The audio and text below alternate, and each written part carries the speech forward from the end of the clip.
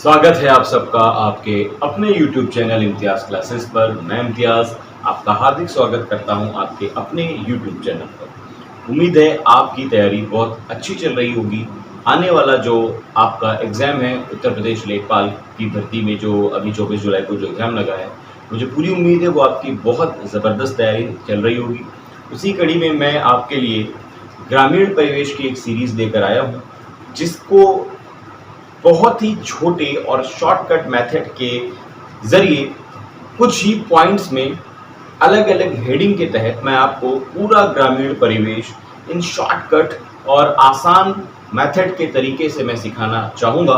और अगर ये आपने वीडियो पूरा देखा और आने वाली इस पूरी सीरीज़ को आपने फॉलो किया, तो याद रखिए ये ग्रामीण परिवेश आपको फुल और फुल मार्क्स देके जाने वाला है। जी हाँ दोस्तों, मैं आपसे वादा करता हूँ अगर आपने ये सीरीज़ फुल देखी तो आपके कोई भी क्वेश्चन छूटने नहीं पाएंगे। इस चीज़ को मैं ज़िम्मेदारी से कह सकता हूँ, क्योंकि बहुत इम्पोर्टेंट सीरीज़ है और इसको मैंने बहुत ज़िम्मेदारी से कलेक्ट किया हुआ है। और इसके नोट्स अगर आपको चाहिए होंगे तो आप कमेंट बॉक्स में कमेंट कर मुझसे मांग सकते हैं। मैं उसको टेलीग्राम पर अपने चैनल पर डाल दूंगा, आप वहाँ से ले सकते हैं।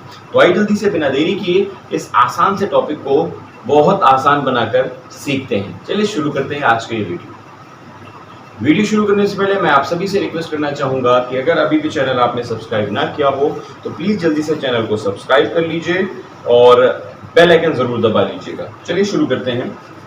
देखिए आज के इस वीडियो में अब ये जो उत्तर प्रदेश लेखपाल का जो एग्ज़ाम है 24 जुलाई को, उसके लिए मैं एक पूरी सीरीज़ बनाऊंगा। पहले कुछ वीडियोस मैंने डाले थे, लेकिन बीच में दूसरे एग्ज़ाम्स चल रहे थे, तो मेरा फोकस जो उन पर ज़्यादा चला गया और अब मैं इस सीरीज़ को पूरा करके रहूँगा और आपके लिए जो है कंसिस्टेंटली वीडियो ज़रूर मिलेंगे आपको, और कई पॉइंट्स पर एक दिन में आपको वीडियो मिलने वाले हैं। तो आज के इस टॉपिक को हम लोग क्लियर करने वाले हैं पंचायती राज, और पंचायती राज के अंदर जो टॉपिक्स आते हैं उनको भी मैंने शॉर्टकट मेथड में लिख रखा है और यहाँ से कई सवाल आपको देखने को मिलने वाले हैं, आप डिक्टो उतार सकते हैं। ठीक है, सबसे पहले तो मैं आपसे कहूंगा कि इसका स्क्रीनशॉट जरूर ले लें ताकि आपको चीजें सीखने को आसानी से मिल जाए। ठीक है, आइए जल्दी से शुरू कर लेते हैं। देखिए हम लोग बात कर रहे हैं पंचायती राज की, तो टॉपिक हमारा पंचायती राज है, उसके सब टॉपिक्स हैं। पंचायती राज खुद में अपने आप से कितने सवाल क्रिएटेड है, ग्राम सभा, पंचायतों का गठन और पंचायतों में आरक्षण। ठीक है, इनसे कई सवाल पिछले कई एग्जाम में पूछे गए हैं देश भर में, तो आइए उनसे सवालों को हम लोग समझते हैं।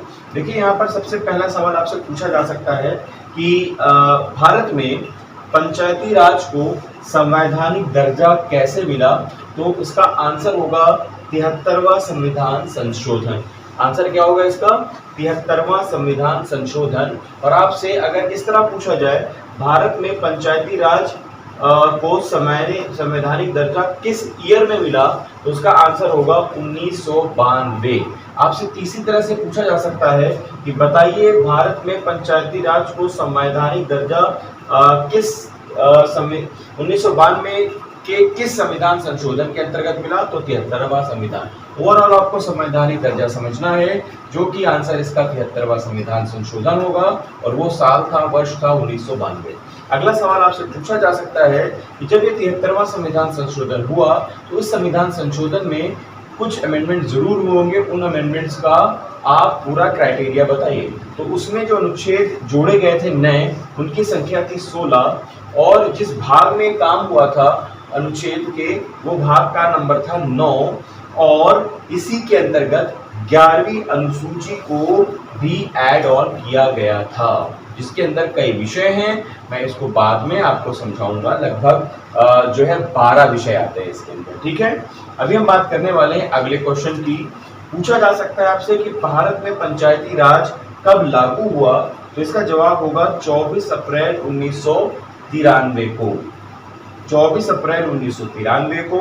पूछा जा सकता है आपको कि भारत में पंचायती राज दिवस कब मनाया जाता है, इसका तो जवाब होगा 24 अप्रैल, 24 अप्रैल, क्योंकि जिस दिन ये लागू हुआ था उसी दिन पंचायती राज दिवस मनाया जाता है। बहुत इंपॉर्टेंट क्वेश्चन है, अक्सर इससे सबसे ज्यादा सवाल जो पूछा गया है पहले नंबर और चौथे नंबर पे सवाल बहुत पूछे गए हैं कि इसको संवैधानिक दर्जा कब मिला और पंचायती राज दिवस मनाया कब जाता है। ठीक है, बाकी भी इंपॉर्टेंट है लेकिन सबसे ज्यादा इस पर ध्यान दीजिएगा। अभी हम बात करने वाले हैं ग्राम सभा की।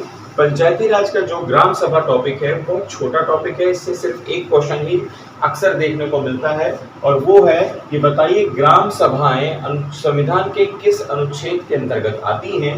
तो उसका जवाब होगा अनुच्छेद 243 का 243 का के अंतर्गत ग्राम सभाओं के बारे में चर्चा की गई है। अभी हम तीसरे टॉपिक के बारे में बात करेंगे, पंचायतों का गठन। इसके अंदर कल भी सिर्फ एक दो सवाल ही पूछे जा सकते हैं। पहला सवाल हो सकता है कि बताइए भारत में कितने स्तर की पंचायतें हैं। तो भारत में 2, 3 और 4 स्तर की पंचायतें हैं। पूछा जा सकता है आपसे कि बताइए भारत में 3 स्तर की पंचायतों का जिक्र किस अनुच्छेद में है। तो वो अनुच्छेद का नंबर है 243 खा। उल्टा भी पूछा जा सकता है कि बताइए 243 खा में क्या है।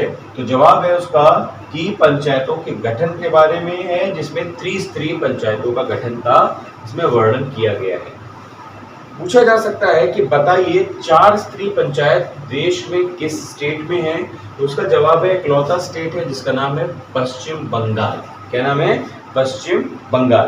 पूछा जाए पश्चिम बंगाल में कितनी अलग अलग तरह की हैं। तो एक है ग्राम पंचायत, अचल पंचायत, आंचलिक परिषद और जिला पंचायत। ठीक है, चूंकि ये इंपॉर्टेंट इसलिए नहीं है नाम इसके, चूंकि ये मामला पश्चिम बंगाल का है और हमको उत्तर प्रदेश लेखपाल की भर्ती पानी है, सिर्फ ना कि हमको पंचायती राज अधिकारी बनना है। मतलब सिर्फ उतना ही पढ़िए जितने में आपका सिलेक्शन हो जाए, इसलिए मैं ज्यादा नहीं लिखा हूं ताकि सॉलिड वे में जाइए, इतना तैयार करिए और गारंटी परिवेश ग्रामीण परिवेश में फुल मार्क्स पाइए।